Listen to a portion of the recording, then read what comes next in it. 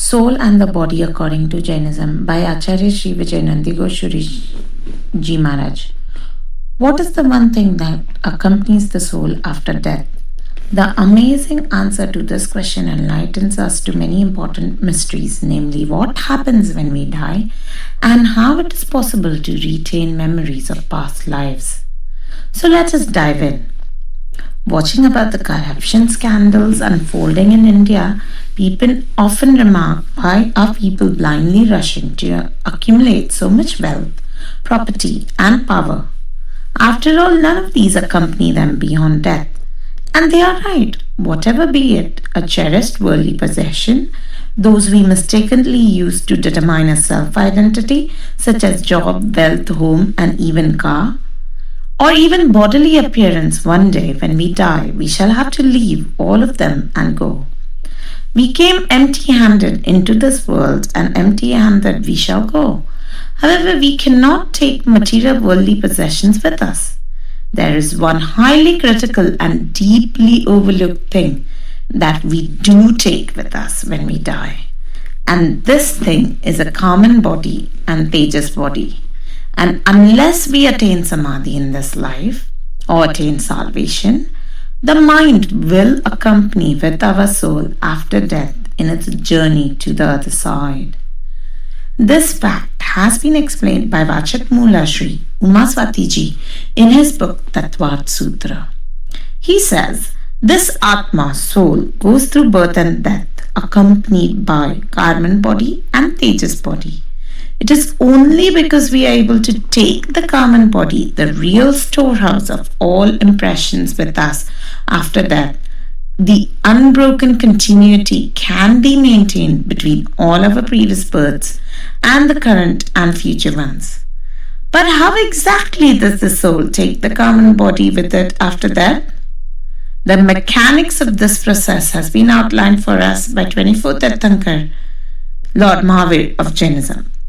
The ancient sages of India witnessed certain fundamental truth about the natural universe in the advanced stages of meditative superconsciousness, that is Kevalgunan, omniscience. These truths constitute the philosophy of Jainism. One of the main tenets of Jainism is that the soul of every living being is encased in three successive bodies. These bodies can be thought of as totally absorbed with the soul. Vachak Sri Umaswati Ji in his book Tattvat Sutra explains, the outermost cell is called the physical body. This is the body we most commonly identify, which is the house of the brain and other organs, known as the Audaric body in Jain scriptures, which is also generally called as Sthul Sharir in Sanskrit. Behind this gross physical body is an ultra-fine, subtler Tejas body made up of most microparmanu units of Tejas Vargana, and it is nothing but electromagnetic particles according to modern physics. This Tejas body is also known as Sukshma Sharir or Linga Sharir in Sanskrit or in Vedanta. This subtle body, that is Karman body, consists of mind and its components such as intellect, memory, ego, etc. Because the subtle body is a carrier for the mind, therefore it is also known as a mental body. Now, very interesting point is that the subtle or astral body, that is the Tejas body, appears as a dim vapor-like duplicate of the physical body, which cannot be seen with the naked eye. It is the cause the soul takes food every moment. This fact has been relieved by Vachak Umaswati Ji in his wonderful book, Sri Tattvat Sutra. Behind the subtle body and forming the innermost layer is the causal body or Karman Sharir, which is called as the Karman body. The causal body cannot manifest and therefore undrawn because it cannot be physically represented. Finally, behind the three bodies as a witness and the ruler of all of them is the stronger soul or Atma, the source of consciousness. Now, from this little discussion, we have seen that each individual or jeev in Sanskrit is comprised of four things. the real self or Atma or soul, and the three successive bodies that encase the soul.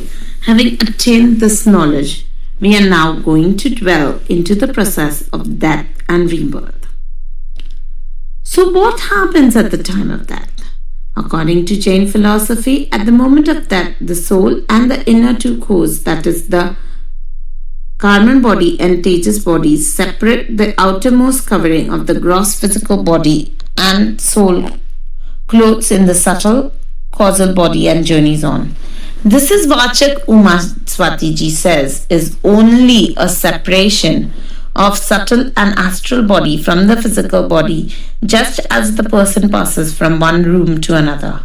The soul passes from gross plane of existence to subtle. Now, out of both subtle bodies or Sukshma Sharis, especially Karman body, turns here as the career of mind. Till a person is living, you see him or her clothed in all three bodies, and mind is merged with brain and body. But upon that, this physical body is shared. The soul goes out and carries part of a mind with it. Furthermore, as Vachakuma Swatiji has revived, it is Karman body and not the brain or the mind which is the real storehouse of all impressions or sanskars or anagrams. Everything that we have thought, every action we have done is lodged in the mind. In the lower layer of the chit or subconscious mind, the impressions of all things seen, thought, sensed, felt are recorded in our unconscious mind. And anagrams in our unconscious mind are most powerful. They are also stored in Karman body in the form of different types of karmas that are most micro and cannot be detected with any scientific instrument. For this reason, even though the brain is left behind after death, the lifetime impressions or sanskars stored in the unconscious mind accompany the soul after death. What's more, it is the same kind that has been evolving and traveling with us from birth to birth. Therefore, the impressions of all lives of the past dwell with the current ones stored in the unconscious mind connected with Karman body. When the soul takes a new birth, this entire library of past impressions can potentially be accessed by the new brain, and in its way it is possible to remember past lives. While in normal course of things, these past life impressions remain buried deep within the recesses of the unconscious mind, and therefore most people are unable to recall their past lives. However, in certain special situations, such as when soul reincarnates quickly, spending too much time in subtle world, or through hypnosis, or through certain highly logic yogic processes such as Kundalini awakening in meditative status, it is possible to remember events from the immediate or some or even all of one's past lives. This is common for human being and each and every kind of living being, like animals, birds, insects, vegetables, airy beings, fiery beings, watery beings, and earthly beings. But there are another two bodies that are called desire bodies in general, an Arak body and one Kriya body in Jain scriptures. Arak body has a fixed size and it is almost transparent like a crystal, while Vaikriya body can be transformed into various sizes and shapes, as its meaning suggests. Both bodies are also too micro to manifest with our normal eyes. Arak body could be created by Jain monk having the knowledge of 14 Purvas, while all divine beings and hell beings possess Vaikriya body. Sometimes man can create Vaikriya body through special power that is called Labdhi. Even Lord Mahavir remembered many of his past lives.